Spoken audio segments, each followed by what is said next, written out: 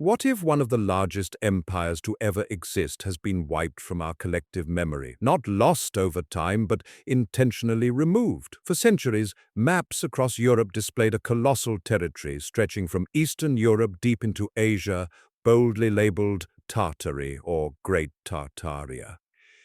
This wasn't a forgotten province or a minor kingdom, it was a civilization so vast it dwarfed many modern nations combined, and yet it's gone. One day Tartaria filled the atlases of scholars, kings, and explorers, and then, almost overnight, it vanished from history as if it had never existed at all. Was this civilization destroyed naturally, absorbed quietly into neighboring empires? Or is there a far more mysterious and intentional reason it was erased? In today's episode of Fabled Past, we're pulling back the veil on one of the most unsettling historical mysteries ever recorded. Stay with me, because before we can understand the conspiracy, we must start with the most tangible proof humanity left behind: the maps. For more than 300 years, map makers from across Europe, French, Dutch, German, Italian, each working independently, all documented the same thing: a sprawling civilization called Tartary dominating the heart of Asia. These weren't mythical illustrations or blank spaces filled with speculation. These were official geographic records created for kings, merchants, and explorers. Maps so detailed they divided Tartary into regions like Independent Tartary, Chinese Tartary, and Russian Tartary, stretching from the shores of the Caspian Sea all the way to the Pacific Ocean, with its borders touching Siberia and Central Asia. The Empire of Tartary appeared again and again, in publication after publication, century after century. The consistency is impossible to ignore. And then it was gone, not faded, not gradually absorbed, erased, as if someone decided that this empire should vanish not only from the world, but from human memory itself. Modern textbooks make no mention of it. Contemporary maps show no trace. It's as though a curtain has been drawn over the past. So we must ask, if Tartary was merely a loose collection of nomadic tribes, as mainstream historians suggest, why did cartographers from multiple nations all agree it was a unified empire of extraordinary size? And why, after hundreds of years of documentation, did it suddenly stop appearing, almost in unison, in the 1800s? Something happened, something powerful enough to wipe an empire from the pages of history, and this is only the beginning. As Tartary was vanishing from maps, something extraordinary and deeply suspicious began unfolding across the Western world. Suddenly, cities in America and Europe erupted with monumental architecture unlike anything seen before.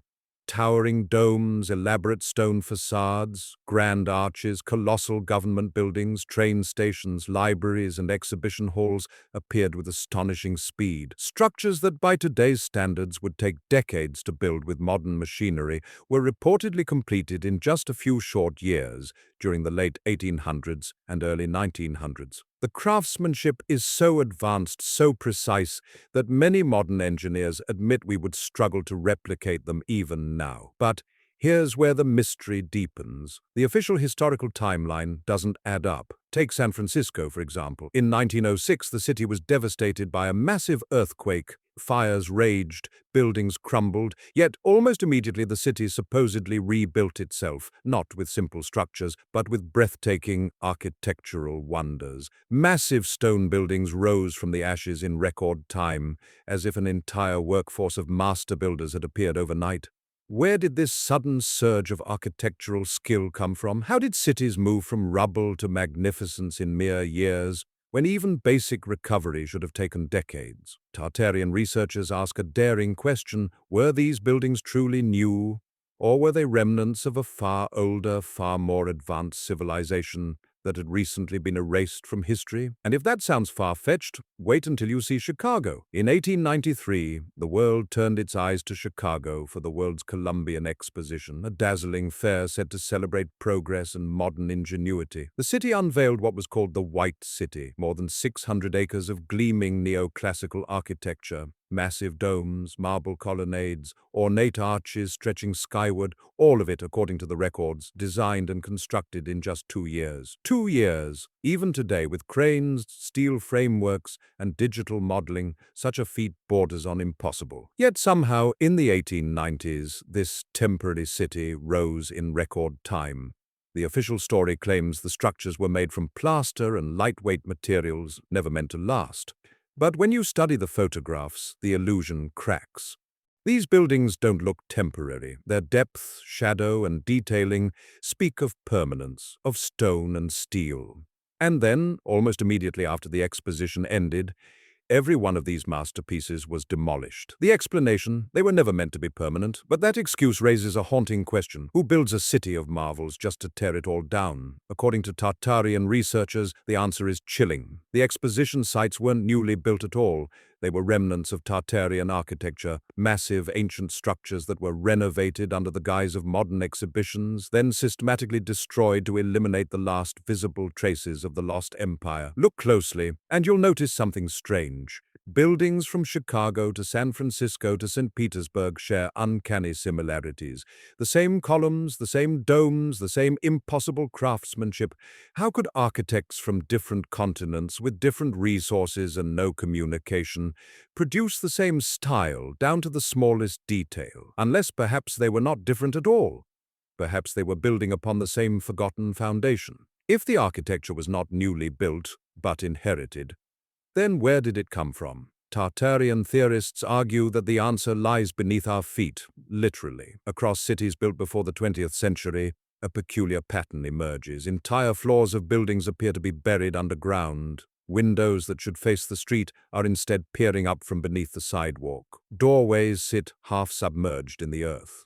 What we consider a building's basement may, in fact, have been its original ground floor. This is what researchers call evidence of the Great Mud Flood, a catastrophic event believed to have swept across the world in the 1800s, burying entire cities in a sudden deluge of mud and debris. And this isn't limited to one region. In Seattle, the famous underground city reveals streets and storefronts that once existed one full level below today's surface. In New York, subway excavations expose immaculate stonework far beneath modern street level, architecture far too advanced for the colonial era it's attributed to. Similar anomalies can be found in Europe, Asia, and Australia. Mainstream historians dismiss this as a result of gradual urban development, streets rising over time, buildings adjusted to fit new infrastructure.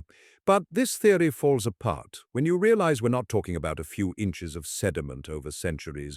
We're talking about entire buried floors in cities all across the globe, appearing within the same narrow time frame when Tartaria vanished from the historical record. To those who study the evidence, the conclusion is unavoidable. The mud flood wasn't a local event. It was a global reset. If a hidden civilization once spanned continents, possessing advanced architecture and technology, the question becomes, how do you erase its existence from human memory? Tartarian theorists point to the world's fairs of the late 1800s and early 1900s as the answer, not as celebrations of progress, but as orchestrated events designed to rewrite history. Consider what the official narrative tells us. Massive cities of elaborate palaces and monumental halls were constructed exclusively for temporary events, only to be destroyed weeks later. Structures that modern architects still marvel at, built supposedly from cheap materials, at lightning speed, by crews that had never worked on anything remotely similar. But there's something far stranger. Despite the unprecedented scale of these projects, almost no construction photos exist. We have endless images of the fairs in their completed glory and plenty of photos showing their demolition, but the building phase, the very thing that should have been heavily documented, remains eerily absent. What if the reason we don't see construction is because there was no construction? According to the theory, these fairs were designed to show off existing Tartarian architecture under a new narrative, claiming them as temporary marvels of modern ingenuity before destroying them to ensure they could never be studied, measured, or questioned. And this pattern isn't isolated. Chicago, 1893 St. Louis, 1904 San Francisco, 1915. Each event followed the same script: display architectural wonders, restrict public access to their interiors, then demolish everything in a shockingly short time. The timeline alone is a glaring anomaly. These buildings weren't just decorative. They were engineered masterpieces on a scale rivaling the greatest wonders of antiquity. Yet we're told they were assembled in months, then torn down without hesitation. To many, the conclusion is clear: the fairs served a singular purpose: to hide the final evidence of a lost empire. Scattered across continents, from Europe to North America to parts of Asia, lie mysterious geometric fortresses known today as star forts. Historians insist they were military structures designed to withstand cannon fire, but the deeper you look, the stranger they become. These fortresses weren't simply defensive walls. They were crafted with breathtaking mathematical precision, complex angles, interlocking bastions, and perfect radial symmetry. Many of them align with magnetic fields, rivers, or even planetary ley lines. It's as if these structures were not built for war, but for energy. Tartarian researchers believe these were not forts at all, but components of a global energy distribution system, one that harnessed natural electromagnetic forces and resonant frequencies. According to this view, the star-shaped geometry wasn't symbolic, it was functional. And this theory doesn't stand alone. Enter the monumental architecture of cathedrals, city halls, and government buildings from the same era. These structures feature breathtaking domes, harmonic chambers, and acoustics so precise that a whisper can travel across an entire hall. Mainstream historians attribute this to architectural grandeur and sound projection for public speaking. But Tartarian theorists propose a far more advanced explanation. These were resonance chambers designed to manipulate sound frequencies for technological purposes. Modern science now confirms that sound and vibration can influence matter, generate levitation, and alter molecular structure. If Tartaria mastered frequency-based technology, they could have powered entire cities without wires, fossil fuels, or combustion, using the Earth itself as a generator. Imagine free energy, no fuel, no pollution, no control systems. If such a civilization existed and wielded this power, then erasing it from history wouldn't just be convenient. It would be necessary. If Tartaria truly possessed technology and architecture beyond our own capabilities, the next logical question is, who were the builders? The architecture itself seems to offer the answer, not in theory but in scale. Walk through the grand structures attributed to the 18th and 19th centuries, and you'll notice something uncanny. Doorways tower far above human proportions, ceilings stretch to astonishing heights, staircases have steps so deep that an average person must exert effort just to climb them. Furniture from this era, documented in old photographs, often appears oversized, as though designed for someone twice our height. Mainstream historians claim this was simply ornamental grandeur. But Tartarian theorists argue something much more direct. These structures were designed for beings who were physically larger than us, giants. This hypothesis is not without historical support. Throughout the 1800s, newspapers across the United States reported the discovery of enormous skeletal remains, some measuring over 8 feet tall. Many of these discoveries were documented, catalogued, and, according to the records, sent to institutions like the Smithsonian. And then, nothing. The bones disappeared. Collections went missing. Access to original reports was restricted. The pattern is too consistent to ignore. Add to this the global presence of myths and traditions describing giant beings, the Titans of Greece, the Nephilim of biblical accounts, the giants of Native American folklore, and suddenly the legend of a race of towering people no longer seems like fantasy, but like a suppressed chapter of human history. The theory suggests these giants were the rulers, architects, and engineers of Tartaria, an ancient civilization whose existence posed a direct challenge to the narrative of human evolution as we've been taught. And if that's true, then one final mystery remains. What happened to them, and why was their legacy wiped from the earth? If the Tartarians were real, if they possessed global architecture, free energy, technology, and perhaps even a race of giant builders, then one final question overshadows everything else. How did an empire so vast disappear so completely? According to Tartarian theorists, this was no accident of history. It was a deliberate, coordinated operation, a global erasure known as the Great Reset, not the modern economic phrase, but a far older and darker event. a rewriting of human civilization through disaster, war, and forced reconstruction. Look at the timeline. In the span of a few short decades, the world was shaken by consecutive catastrophes. The Great Chicago Fire of 1871, allegedly sparked by a cow, yet it consumed only the city's most ornate architectural wonders. The San Francisco earthquake of 1906, followed by rapid reconstruction that coincided precisely with the disappearance of Tartarian records. World War I, 1914 to 1918, entire regions reshaped, maps redrawn, ancient structures destroyed. The Spanish flu pandemic, a global crisis that further destabilized populations and erased memories. World War II, massive bombings leveled historic city centers across Europe and Asia, obliterating ancient architecture once and for all. Mainstream history treats these events as unrelated tragedies. But the theory suggests a common thread. Each event systematically wiped away remnants of Tartarian infrastructure, population, and knowledge.